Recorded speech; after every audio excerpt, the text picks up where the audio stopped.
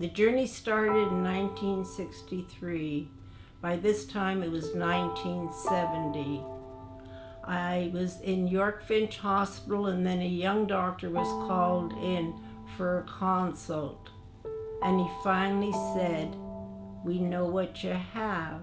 I thought, great. He says, "You have a disease called lupus, but the prognosis looks very bad." I then was in hospital pretty much from 1970 to 73, just fighting for my life. The doctors then allowed me, because all the time I spent in hospital, I've been working with patients, to work with these same patients. And we found that being around them, even as a group, answering questions, having fun, it changed the whole atmosphere, and patients started doing better. It was at this time it became an idea that we should go further with this idea. And so Linda Etier, who was my roommate from Sudbury, and we had a lot of time spent in hospital, decided that we needed something for all of us. And we said if we ever made it out of here, we would start an organization. I approached the doctors with this idea.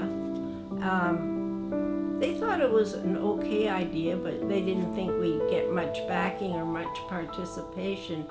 And I said, leave that to me. Don't worry, I'll take care of that.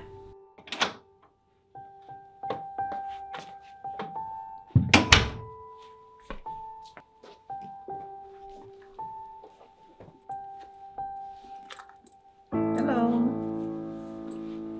Hi. How are you doing? I'm okay. Yeah, I don't know what I'm doing here.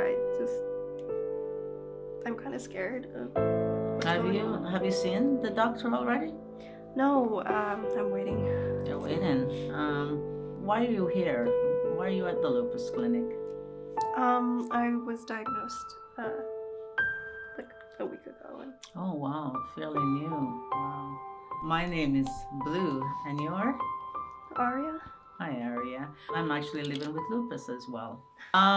You know something? I see you have a Lupus Ontario pamphlet there. Have you had a chance to read that as yet? So I think if there's enough focus and there's enough money and there's enough, government support and that kind of thing, I think you can still do great things, but you just have to have those things, right? So I think there's still a lot to do, and that's why Lupus Ontario, that kind of work is really, really important. I think we should increase awareness, because lupus can happen to anybody, right? And a lot of people, they probably know somebody with lupus or some sort of a chronic illness, and they, most people will experience some sort of disability in their lifetime, whether, I do think it's important to increase awareness, because one, the disease mostly affects women, and childbearing years. So that's something that, I guarantee you, if this was a disease that affected mostly men, we'd probably hear a lot more about it. We need to educate people more about it, because I think that would help with earlier diagnoses and impact people's lives so much. So once you get that diagnosis and you can get treatment, it can really change your life. Treatment in lupus have not been great. Maybe because it's such a complicated illness, where you're not going after, one organ. You're really going after a system in your body, a system of the immune system. So there haven't been a lot of breakthroughs, but what we have learned is, number one, to diagnose it early. And if you treat it early with the classic treatments that we have, then you can get it under good control. In adults, it occurs in women, 90% women, and they're generally in their late 20s, early 30s. You're talking about people in the prime of their life. When I was diagnosed, we felt like we were lost. We were alone. We didn't know, first of all, we didn't even know what lupus was, because we've never heard of it. And we didn't know anybody else that had lupus. And 2 years in, we found Lupus Ontario, which was really helpful. And that was really helpful because they would answer all the questions that we had. They gave us pamphlets. That there has been a lot of progressment, but I think there's definitely room for improvement, and that we can do more to get a message out there that lupus is a serious sickness, and that it also should be identified just like other sicknesses are out there. It's a constellation of symptoms. Practically every symptom has been described in lupus, and every organ has been affected in the course of lupus. And this makes it so difficult to diagnose. We say in the lupus community that not two patients are the same. So every single patient is different compared to the previous one or the next one. Now, I have to say that lupus is not a common disease. We're talking about a prevalence of 1 in 1,000 people. So in Canada, we believe that we have like 37,000 people with lupus. It's not so common, and unfortunately, the awareness, the knowledge of the public for this was not optimal. To say, in the last 6 years since I've been in Canada, I have witnessed major advances in this, and I have to give credit to Lupus Ontario for that, because they spearheaded all this campaign.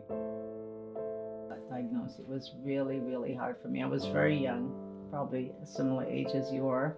The best thing I could tell you is don't let the disease control you. You kind of take the control off the disease by, again, following what your doctor says, and live in a life which is, healthy, do your exercise, eat well, and you can have a long, productive, fun life.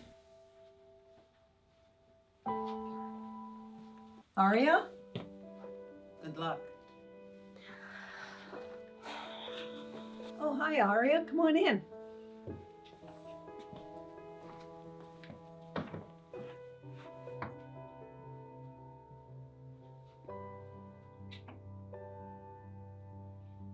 My husband is reminiscing of what did we do with our life. I said, we came through it. We raised a beautiful family.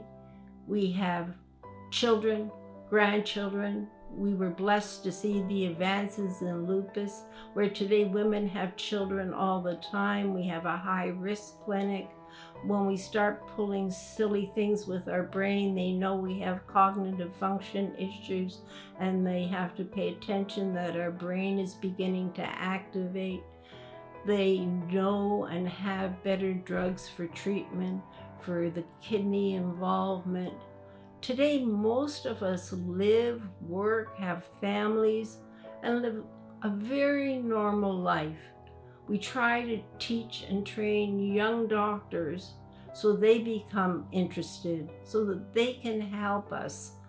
Our children, our grandchildren have a better life, to have less medication, less potent medication, and find better understanding and new ways. So God willing, our grandchildren and great-grandchildren, to them, the word lupus will just be another word.